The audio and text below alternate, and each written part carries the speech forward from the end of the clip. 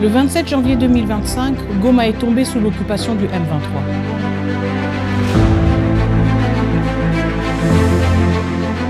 Ce jour-là, la violence a franchi un seuil.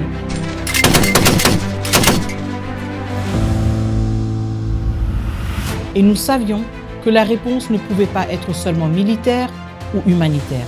Elle devait aussi être politique et elle devait être diplomatique. Face à l'agression rwandaise dans l'est de la République démocratique du Congo, nous avons fait un choix clair. Ne pas subir, ne pas nous taire et ne jamais banaliser ce qui était en train de se produire. Nous avons décidé de porter la vérité avec constance et méthode là où elle devait être entendue. Sous l'impulsion du président de la République, son Excellence Félix-Antoine Tshisekedi Tshilombo, et sous la conduite de la Première ministre, son Excellence Judith Suminwa Tuluka, notre diplomatie s'est pleinement mobilisée pour une raison essentielle. Faire reconnaître la réalité des faits, défendre le droit international et replacer la crise congolaise au cœur des responsabilités internationales. Il s'agissait de parler au nom des populations meurtries, mais aussi d'exiger que chacun assume ses obligations. Cette mobilisation n'a pas été ponctuelle. Elle a été structurée, continue et résolument mondiale. Notre diplomatie a mené une offensive diplomatique en Afrique, en Europe, en Asie, dans les Amériques et bien au-delà. Nous avons travaillé étroitement avec le corps diplomatique accrédité à Kinshasa. Nous avons porté notre message dans les enceintes africaines, à l'Union africaine, au sein de la SADC, de la CEAC, de l'EAC et de la CIRGL. Nous avons engagé des démarches constantes auprès de l'Union européenne. Nous avons plaidé auprès des partenaires en Asie et dans les Amériques.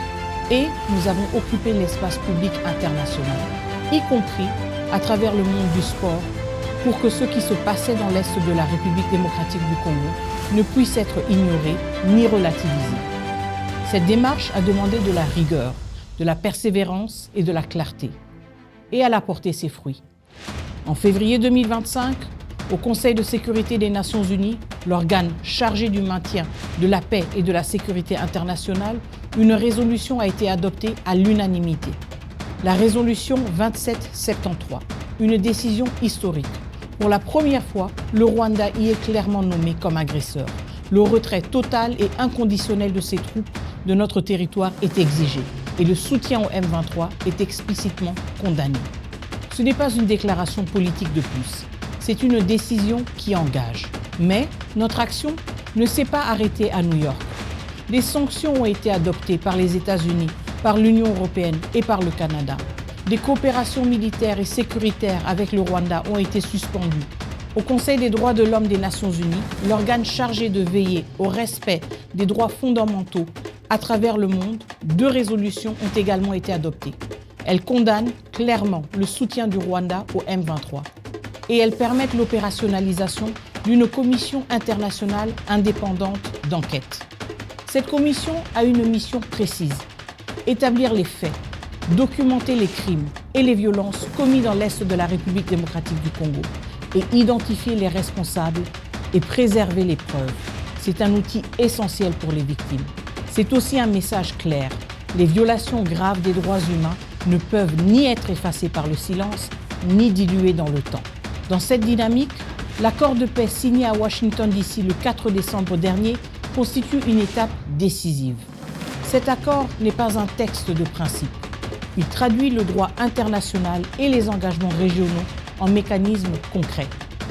Il organise le retrait effectif et vérifiable de toute force étrangère présente illégalement sur notre territoire.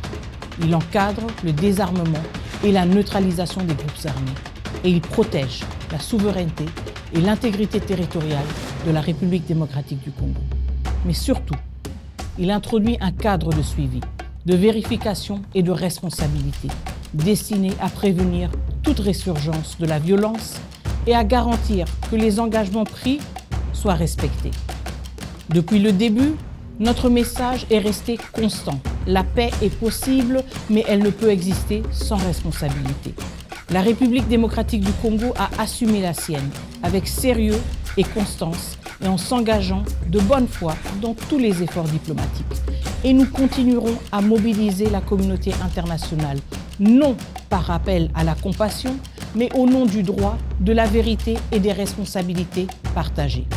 Parce que le Congo a nommé les faits, parce que le Congo a refusé les faux équilibres et parce que le Congo a amené chacun à assumer ses responsabilités. Notre diplomatie vise un impact concret sur la vie des Congolaises et des Congolais, y compris celles et ceux qui vivent ou se trouvent à l'étranger.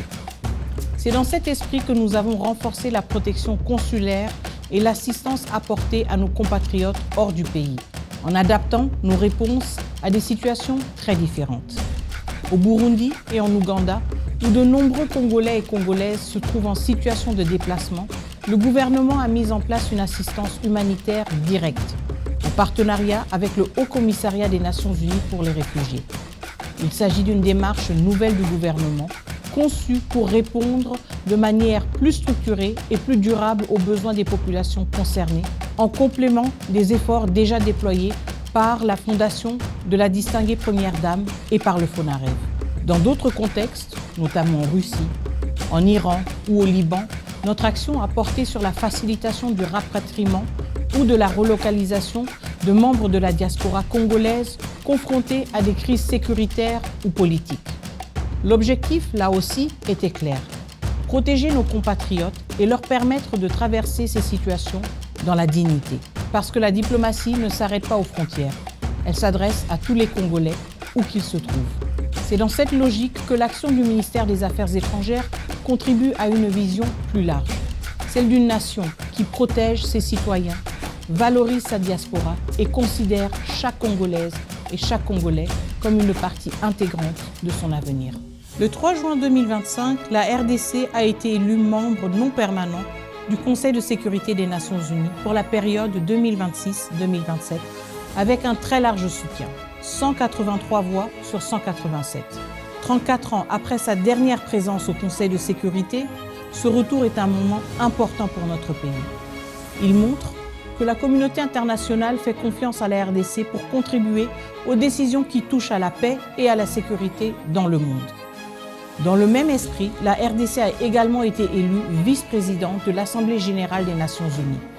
C'est une responsabilité qui consiste à aider à organiser les travaux, à faciliter le dialogue entre les États et à encourager des échanges constructifs dans un esprit d'équilibre et d'inclusion. Ces deux rôles vont de pair. Ils permettent à la RDC de faire entendre sa voix, de défendre ses priorités et de porter une vision attachée au respect du droit international et à la protection des populations civiles. Concrètement, pendant sa mandature au Conseil de sécurité, la RDC mettra l'accent sur plusieurs priorités. Soutenir des programmes efficaces de désarmement, démobilisation et réintégration pour aider les pays sortant de conflits à retrouver une paix durable, participer aux discussions sur l'avenir des opérations de maintien de la paix afin qu'elles soient mieux adaptées aux réalités du terrain, défendre le respect de la Charte des Nations Unies et du droit international comme base d'un système international crédible, mettre en avant le rôle des femmes et des jeunes dans la prévention des conflits et la construction de la paix, souligner les liens entre paix, climat et développement et le rôle que la RDC peut jouer dans la transition écologique, promouvoir les droits de l'homme et la démocratie comme condition pour une stabilité durable. Cet engagement ne se limite pas au Conseil de sécurité. La RDC poursuit également son action en tant que membre du Conseil des droits de l'homme des Nations Unies et du Conseil de paix et de sécurité de l'Union africaine, afin de contribuer au niveau mondial comme africain aux efforts en faveur de la paix, de la sécurité et de la dignité humaine. Notre conviction est simple. Le multilatéralisme reste l'essentiel pour faire face aux crises d'aujourd'hui, à condition qu'il soit utile, cohérent et tourné vers des résultats concrets. Le programme d'action du gouvernement 2024-2028 prévoit la modernisation et la digitalisation des services administratifs et consulaires de l'État.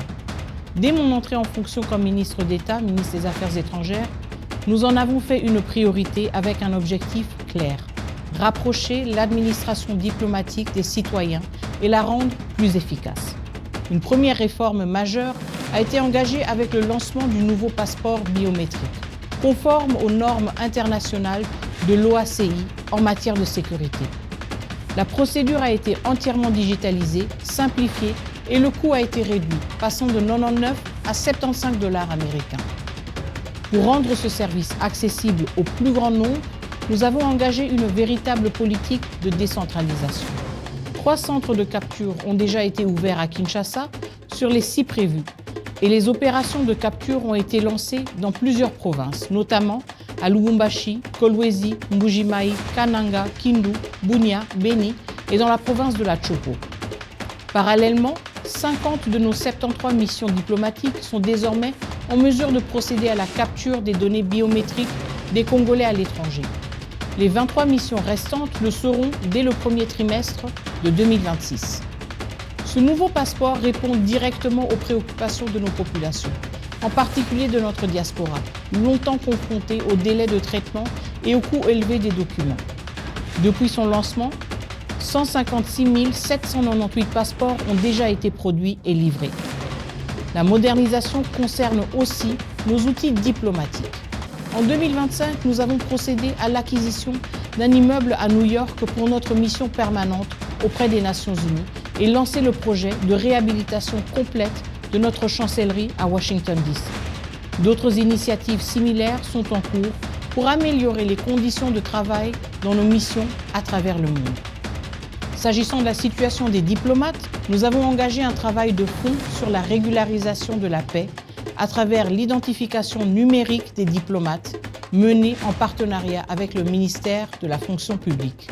Cette démarche vise à clarifier les effectifs réels en poste, à améliorer la prise en charge et à garantir une rémunération plus régulière. Enfin, le renforcement des capacités humaines est au cœur de cette transformation. 1273 agents ont été formés au cours de l'année dans des domaines clés tels que l'administration publique, les relations internationales, le protocole, la résolution des conflits, ainsi que la géostratégie et la géopolitique. Parmi eux, 1000 agents ont déjà été intégrés au corps diplomatique et sont prêts à être déployés dans nos missions. Une diplomatie forte repose sur une administration solide. Moderniser ce ministère, ce n'est pas un luxe, c'est une exigence pour offrir des services plus rapides, plus transparents et plus sécurisés aux citoyens et pour permettre à nos diplomates de représenter dignement la République démocratique du Congo. C'est ainsi que nous construisons une diplomatie crédible, professionnelle et tournée vers l'avenir. En 2025, la République démocratique du Congo a poursuivi une ligne claire en matière de coopération internationale. Une coopération choisie, ciblée et orientée vers des résultats concrets. Avec le Japon, la coopération s'est traduite par des projets à impact direct sur la vie des populations, notamment à travers l'électrification du district de Moamba et la mise en œuvre du programme d'assistance alimentaire KR 2025, répondant à des besoins essentiels en énergie et en sécurité alimentaire.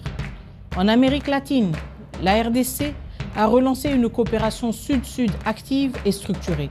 Avec l'Uruguay, le Brésil et l'Argentine, les accords ont renforcé la mobilité diplomatique, instauré des mécanismes de consultation politique régulière et ouvert de nouveaux espaces de coopération, notamment dans les domaines de l'agriculture, de l'innovation, de la culture, de la défense et de la formation diplomatique.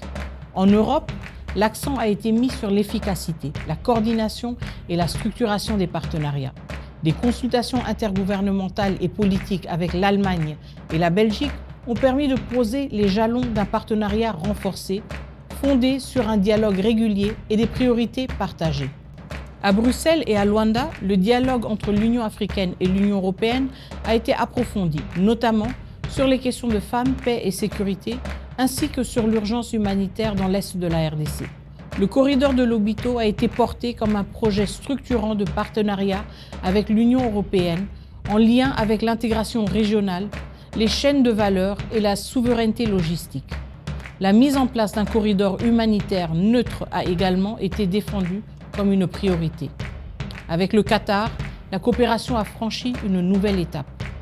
La conclusion de plusieurs accords a permis d'élargir la coopération à des domaines clés tels que la diplomatie, la justice, la jeunesse, les transports et l'action humanitaire.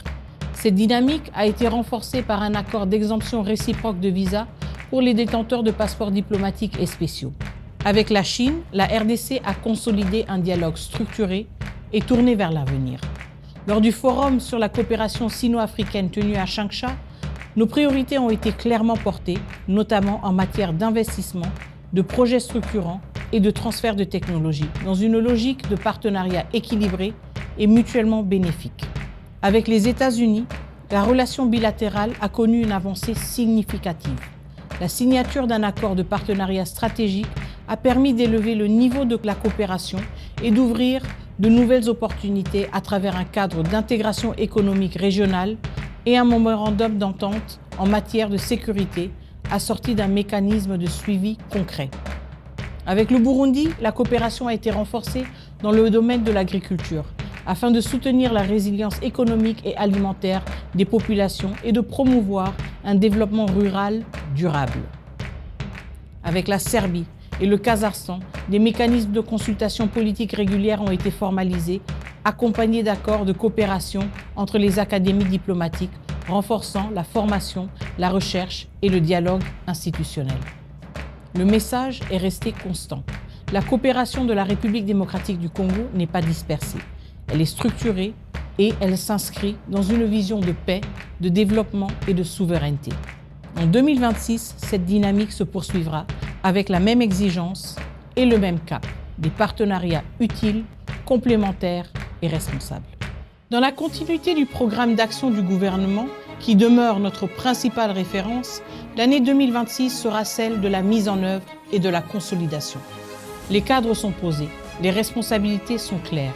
Notre première priorité restera la mise en œuvre complète et rigoureuse des accords de paix et des instruments internationaux qui les soutiennent, notamment la résolution 2773 du Conseil de sécurité, dans une logique de suivi, de responsabilité et de protection des populations. Dans le même temps, la République démocratique du Congo assumera des responsabilités multilatérales accrues, au sein des Nations Unies comme dans les cadres africains, avec une approche principielle, constructive et orientée vers des résultats concrets.